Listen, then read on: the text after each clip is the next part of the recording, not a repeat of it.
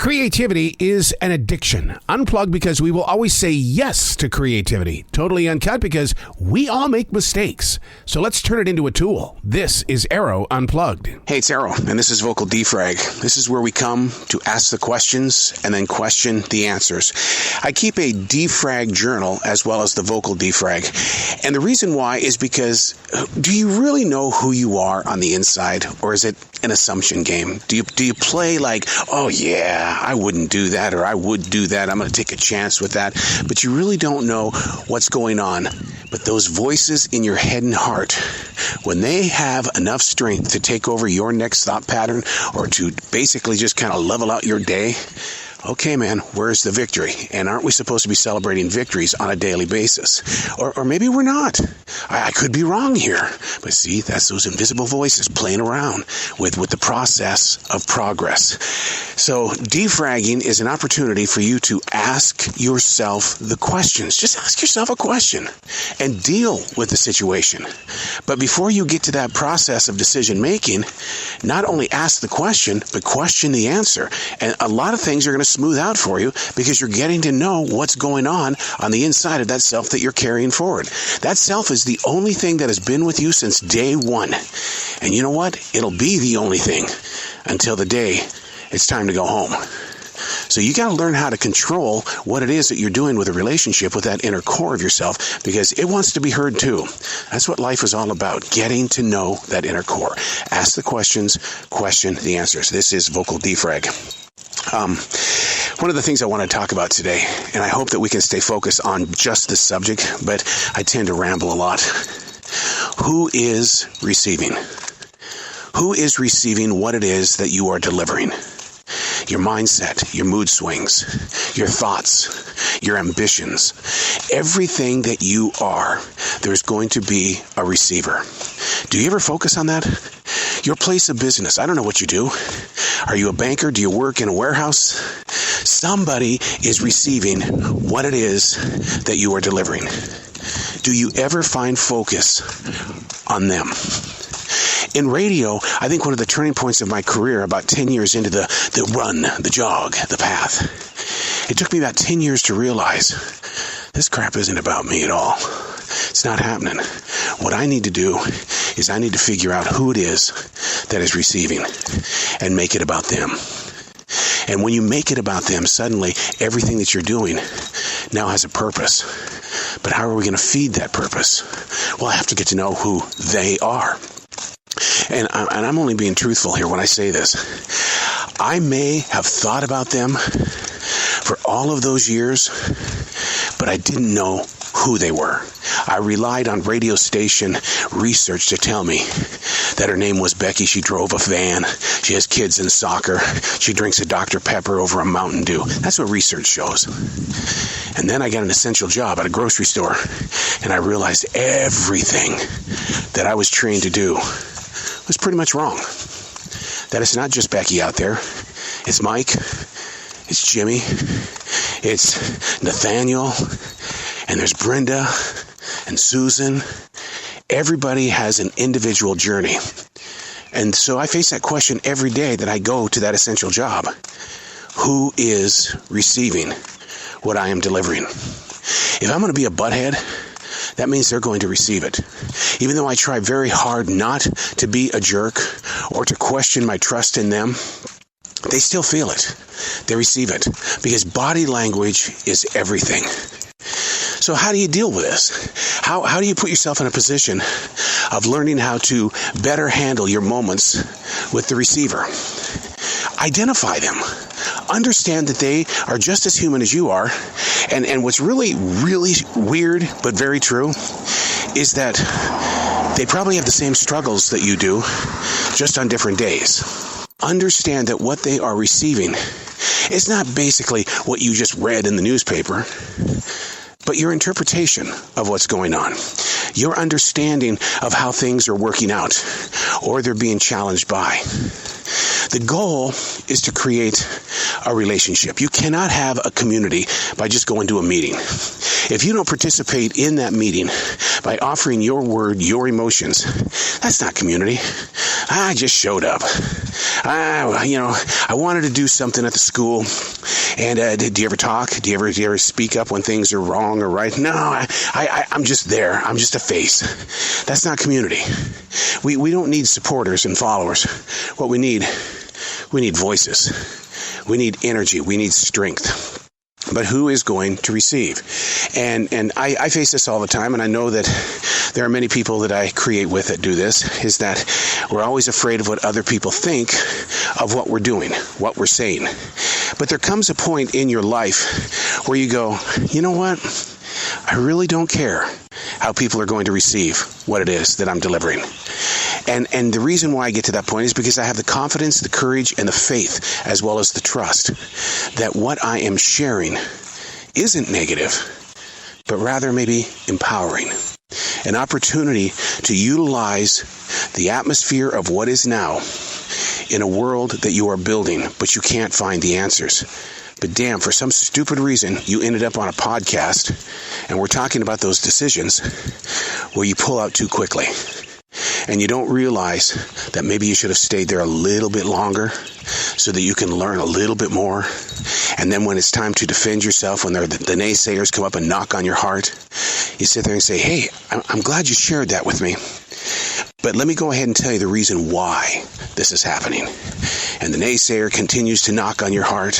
Man, they make sure that they're vocal. Some might yell at you. Some might just give you a dirty look. But you know in your heart that what you're doing is right. That's where the confidence and the courage comes in, man.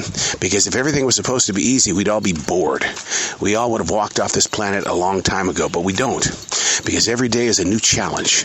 It's a change that you don't like, you didn't ask for, but you got to do it. And the reason why you have to do it is because people are constantly receiving what you're delivering. And it gets old delivering the same damn thing every time you turn around. So you've got to reinvent yourself. You got to come up with better conversations. When I go to that grocery store, I show prep. I sit there and I look at the sports, I look at the news, I look at the weather, I look at what people are binge watching. I look at everything so that I can have a honest to God conversation with somebody. It's not that I want to go in there and say, yeah, man, I've been binge watching that show, all 10 of them this season. No, I want them to tell me what they've experienced in that. I just kind of just plant the seed and let them begin a conversation. And let them share with me their points of direction about certain things, especially when it comes to politics. And I can't stand talking about politics. I don't want to talk about presidents. I don't want to talk about the potential of world wars. But man, it's in the hearts of those who are receiving. And now, here's the thing. Let's spin this around real quickly.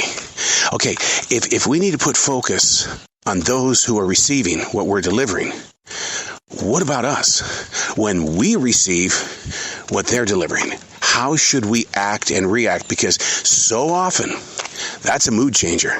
That's when the game suddenly goes in a completely different direction, and the only way out of it is to either speak out, get a little mad, emotional, or to basically say, hey, I understand where you're coming from. I'm not exactly on your side, but I'm so glad that you gave me your view. And the reason why it's so important is because it sharpens my skills to really get in there and find out more information about what it is that you're delivering today.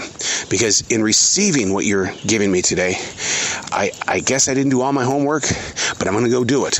And this way I'll come back when I have that information in front of me.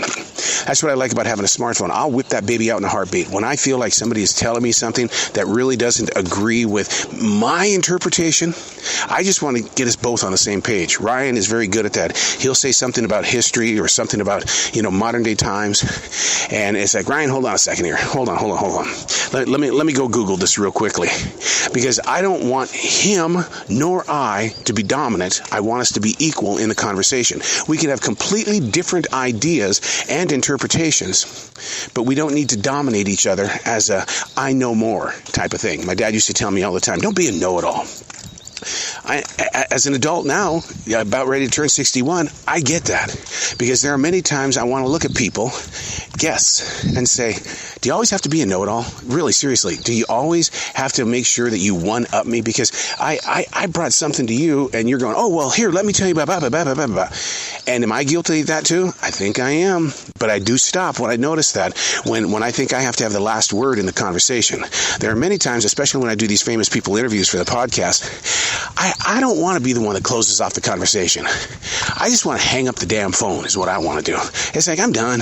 Bye. I don't even want to say bye. In fact, I'm very guilty of that. I don't say goodbye to anybody because I think goodbyes are forever. So, what are you sending out, people receiving, and what are you receiving that other people are sending out? How do you deal with both sides of that conversation? And does it affect you in the way of changing your plans for the day or really kind of putting yourself in a situation of discomfort? Is there glory in it? I mean, when I hear the preacher man on Sunday start talking about how his wife, his kids, blah, blah, blah, blah, blah, blah, I'm going, jeez, please, come on. Give me some air to breathe. I didn't come here to hear about your family. Oh, really? Oh. So we only want to talk about me in this Word of God. And so I kind of have to stop and go, you know what, let him do his thing. If he needs to use his family as an example, let it be. Let it be. Don't be playing a know-it-all or try to one-up the preacher because his family's having a bad time with their dog or something. So what are you sending out that people are receiving? What are you delivering? And what are you receiving that other people have delivered to you? In trying to come up with those questions, you got to question the answers. We could put ourselves in situations of everyday occurrences and be ready for one thing, the moment. And that moment is right now. But how are you receiving what is being delivered in this presence of right now? Are you ready? Do you have to be ready? If you weren't ready, what else would you be doing? And if you were doing that, then why was your choice to do this? You see what I'm doing?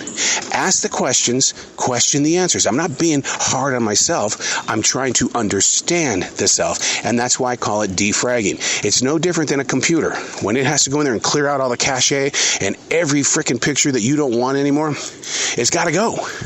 Your life is no different. It's got to go. So how are you going to deal with those moments of, I got to let it go? Now, it doesn't mean that you have to run up to your best friend and start bragging about how you're letting things go. Do it in peace. Do it alone. We're doing that Swedish death cleaning, and we're in the emotional side of it. And what I mean by that is that I'm not running out to my friends and saying, hey, we threw out the barbecue that we haven't used in 21 years. We finally threw it out. Because they don't care. They don't care. Yeah, man, I got all these things from the radio station I worked at back in 1985. I'm throwing it out. They don't care. It's the same thing with your emotions. Most people really don't care. They'll fake compassion. They'll fake understanding. I'm not saying that people are hard asses and they just don't, they're heartless. What I'm saying is that what you think is important, what you are sending out and they are receiving, might be something they don't want to plant in their forest. They just want to get on with their day. There are many times I get in a conversation and inside my mind it's going, shut up. Please shut up. I got enough going on in my head. Don't give me your weight. Don't give me your weight. But we allow it to happen. We allow their weight to become our weight. And we have those voices and we also have their voice now because you keep hearing them say the same thing over and over again. Which might be a reason for me to say, stop it right now. You've said too much. You've already delivered the message. But did you receive it? Ask the questions, question the answers. I'm Arroe, and that's Vocal Defrag.